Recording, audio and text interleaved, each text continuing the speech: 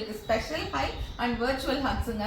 So இது வந்து என்னன்னா குட்டனுக்கு வந்து நாங்கள் ஃபுட்டு நிறையா கொடுத்துட்ருக்கேன். ஸோ அந்த வீடியோஸ்க்கு கீழே பார்த்தீங்கன்னா நிறைய பேர் இங்கே வந்து எங்கள் நாய்க்குட்டி சாப்பிட மாட்டேங்குது என்ன பண்ணணும் அப்படின்னு சொல்லி கேட்டிருந்தாங்க. அதுக்காக ஒரு சின்ன வீடியோ போட்டிருக்கேன். இவன் எப்படி வந்து நிறைய சாப்பிட ஆரம்பிச்சான், அதாவது நிறைய விஷயங்கள் சாப்பிட ஆரம்பிச்சான்னா சின்ன வயசுலேருந்தே நான் கொடுக்க ஆரம்பிச்சிட்டேன். ஸோ நிறைய எக்ஸ்ப்ளோர் பண்ண விடுங்க, நிறைய விஷயங்கள் வந்து கொடுத்து பழக்குங்க. ஒரே ஃபுட்டு முட்டை மட்டும்தான், முட்டை சாப்பாடு அப்படியே கொடுத்துட்டே இருந்தீங்கன்னா அதுக்கு வந்து அக்கஸ்டம் ஆயிடுவாங்க. ஓகே முட்டை ஃபுட்டு தான் சாப்பிடணும், வேற எதுவுமே நமக்கு பிடிக்காதுன்னு கொஞ்சம் பெருசானோடனே அந்த மாதிரி ஆயிடுவாங்க. ஸோ அந்த மாதிரி பண்ணாதீங்க. நான் வந்து டெய்லியுமே முட்டையும் ரைஸும் கொடுத்தாலுமே அதே டிஃப்ரெண்ட்டாக கொடுப்பேன்.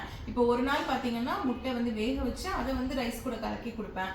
இன்னொரு நாள் பார்த்தீங்கன்னா முட்டையை வந்து லைட்டாக தேங்காய் எண்ணெய் ஊற்றி ஸ்கிராம்பிள் மாதிரி பண்ணி அதை ரைஸ் கூட மிக்ஸ் பண்ணி அந்த மாதிரி கொடுப்பேன். இல்லை சில டைம் பார்த்தீங்கன்னா வேக வச்ச வெஜ்ஜீஸு அதுக்கப்புறம் முட்டை இது எல்லாமே போட்டுட்டு அதை ஒன்றா கொடுப்பேன். ஸோ இந்த மாதிரி எல்லாம் வந்து நான் டிஃப்ரெண்ட்டாக கொடுத்துட்டு இருப்பேன். அதனால அவன் முட்டை வந்து போர் அடிக்காத மாதிரி அவனை பார்த்துப்பேன். ஸோ 2 நாள் இது கொடுக்குறேன்னா 2 நாள் அது கொடுக்கலாம் அப்படிங்கிற மாதிரி மாற்றிடுவேன். ஸோ இந்த மாதிரி நீங்களுமே வந்து கன்சிஸ்டன்சியை மாற்றிக்கோங்க.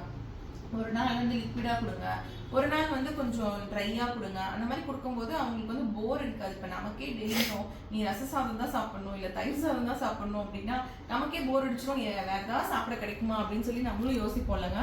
அந்த மாதிரி தான் வந்து நாய்க்குட்டிகளுக்குமே இருக்கும். ஸோ நீங்கள் வந்து ஒவ்வொரு விஷயமும் பார்த்து கொடுங்க. நான் வந்து ஈவினிங் டைமில் ஸ்நாக்கே கொடுக்குறேன் அப்படின்னாலுமே டெய்லியும் வாழைப்பழம் கொடுக்குறது அந்த மாதிரி டெய்லி பேசிஸ்ல இது நான் பண்ணிடுவேன் அப்படின்னு நான் பண்ண மாட்டேன்.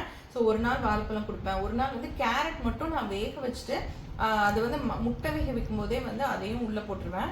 ஸோ அந்த ஸ்மெல்லுக்கு முட்டையோட ஸ்மெல் கொஞ்சம் வந்துடும். அதனால அந்த முட்டையோட ஸ்மெல்லோட சேர்ந்து அந்த இது வந்து ஒரு ஹாஃப் பேக்டாக இருக்கும். அதை வந்து எடுத்து நான் அவன் கையில் கொடுத்துருவேன், கட் பண்ணி கொடுத்துருவேன், இந்த வச்சுக்கோ சாப்பிடு அப்படின்னு சொல்லிட்டு அவன் க்ளீனாக சாப்பிட்டு முடிச்சிருவான். ஸோ ஒரு கேரட் அப்படிங்கிறது ஈவினிங் ஸ்நாக்காக இருக்கும், கரெக்டாக இருக்கும். அதே மாதிரி குட்டி கேரட்டாக கொடுக்குறீங்க அப்படின்னா அந்த பேபி கேரட்ஸ்னு ஒன்று விற்கும். அது வந்து நீங்கள் அப்படியே கொடுக்கலாம், தோல் மட்டும் சீவிட்டு மேலே கீழே வந்து அந்த இதெல்லாம் வேஸ்ட்லாம் எடுத்து விட்டுட்டு நீங்கள் வந்து கொடுத்துடலாம். ஸோ அது கொடுத்தீங்கனாலுமே அவங்க வந்து ரொம்ப விருப்பமாக சாப்பிடுவாங்க. என்ன வீடு ஃபுல்லாக குப்பையாகும், பட் பரவாயில்லன்னு கொடுங்க. அண்ட் வேக வச்சு கொடுக்குற விஷயங்கள் வந்து இந்த எல்லோ பம்ப்கின், குக்கும்பர் கூட வந்து அதே மாதிரி வெள்ளரிக்காவும் அதே மாதிரி சாப்பிடுவான், அவனுக்கு ரொம்ப பிடிக்கும். இந்த மாதிரி சில விஷயங்கள்லாம் வந்துட்டு உங்களுக்கு அவங்களோட ஃபுட்டில் வந்து டெய்லியும் சேர்த்துக்காம ஒரு நாள் ஒன்று அப்படிங்கிற மாதிரி கொடுத்து பழக்குங்க. இதே காலையில் வந்துட்டு நீங்கள் ஒரு ஃபுட்டு கொடுக்குறீங்க, மதியம் வேறு ஃபுட்டு கொடுக்குறீங்க, ஈவினிங் வந்து பட் அதே ஃபுட்டு தான் நான் கொடுக்க போகிறேன் அப்படின்னாலுமே நீங்கள் என்ன பண்ணுங்கள், மதியம் வந்து கொஞ்சம் ரைஸை கம்மி பண்ணி எக்கு இன்க்ரீஸ் பண்ணிக்கோங்க. அண்ட் நைட்டு வந்து பார்த்தீங்கன்னா ஒரு எக்கு, ஒரு நாளைக்கு எங்கள் டாக்டர் சஜஸ்ட் பண்ணது ஒரு எக்கு கொடுங்க அப்படின்னு சொல்லி சொன்னாங்க. ஸோ அதுக்கு மேலேயும் கொடுக்கக்கூடாது அப்படிங்கிற மாதிரி சொல்லியிருந்தாங்க. அதனால் நான் என்ன பண்ணுவேன்னா காலையில் ஒரு எக்கு வேக வச்சிட்டேன் அப்படின்னா அது வந்து 2ஆக கட் பண்ணிடுவேன். ஒன்று வந்து மேக்ஸிமம் 3/4 எடுத்துட்டு இன்னொரு டைம் வந்துட்டு ஜஸ்ட் ஒரு சின்ன இது மட்டும் எடுப்பேன். இதே மாதிரி பெடிகிரி ஆர் இந்த மாதிரி வேறு ஃபுட்டு ட்ரை ஃபுட்டு கிடைக்கும் இல்லைங்களா, அந்த மாதிரியும் நான் கொடுப்பேன். பட் எப்போ கொடுப்பேன் அப்படின்னா அவனுக்கே டெய்லியும் அது கொடுத்தாலும் போர் அடிச்சிடும். ஸோ நான் வந்து என்னைக்காச்சும் ஒரு நாள் ரேராக கொடுப்பேன். அவனுக்கு வந்து ஒரு ஸ்நாக் மாதிரி அது இருக்கும். காலையில் எழுந்திரிச்சோடனே நமக்கு என்னைக்காவது வெளியில் போகணும் அந்த மாதிரி ஏதாவது அவசரம் அப்படின்னு இருந்துச்சுன்னா டக்குன்னு நான் வந்து அதை எடுத்து கொடுத்துருவேன். அவனும் வந்து இன்னைக்கு நமக்கு ஏதோ டிஃப்ரெண்ட் ஃபுட் அப்படின்னு சொல்லிட்டு அவன் ஜாலியாக சாப்பிட்ருவான். இன்னொன்று வந்து இந்த வேக வச்சு மசிச்சு கொடுக்குறது, எல்லோ பம்ப்கின் வந்து சில டைம் வேக வச்சு நல்லா மசிச்சு கொடுத்துருவேன். அன்னைக்கு வந்து செமையம்மையாக இருக்குன்னு சாப்பிட்ருவான். கொஞ்ச நாள் கழிச்சுட்டு நான் என்ன பண்ணுவேன், அதை குட்டி பீஸாக கட் பண்ணி அதை வந்து ஒரு 3/4 அந்த மாதிரி பேக் பண்ணிவிட்டு கொஞ்சம் க்ரன்ச்சியாக இருக்கணும் பட் வெந்திருக்கணும் அப்படிங்கிற அளவில் அவனுக்கு நான் கொடுத்துருவேன். ஸோ அதுவும் அவனுக்கு ரொம்ப பிடிக்கும்.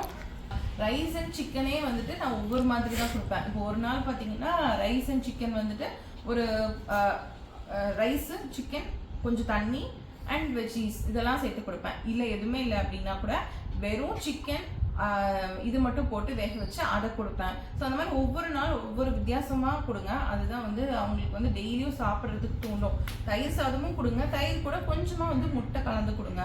ஸோ அதுவுமே வந்து அவங்க விருப்பமாக சாப்பிட்டுப்பாங்க. அவங்களுக்கு எது பிடிக்குது அப்படிங்கிறத பார்த்துக்கிட்டு அதை வந்து சின்ன விதமாக அதில் எதையாவது ஒன்றில் ஆட் பண்ணி விட்டுருங்க. ஸோ வந்துட்டு அவங்க ஸ்கிப் பண்ணாமல் சாப்பிடுவாங்க, நல்லா ஹெல்த்தியாக வளருவாங்க. இதுதான் வந்து நான் பண்ண விஷயங்கள். ஸோ உங்களுக்கும் வந்து யூஸ்ஃபுல்லாக இருக்கும்னு நினைக்கிறேன். வேறு ஏதாவது உங்களுக்கு வந்து இதை பற்றி தெரிஞ்சுக்கணும் அப்படின்னா கண்டிப்பாக கமெண்ட் பண்ணுங்கள். நெக்ஸ்ட் வீடியோவில் நான் இன்ஃபார்ம் பண்ணுறேன். பாய். குட்டங்கிட்ட இருந்து பாய் சொல்லிட்டா. சரி பாய்டா குட்டா.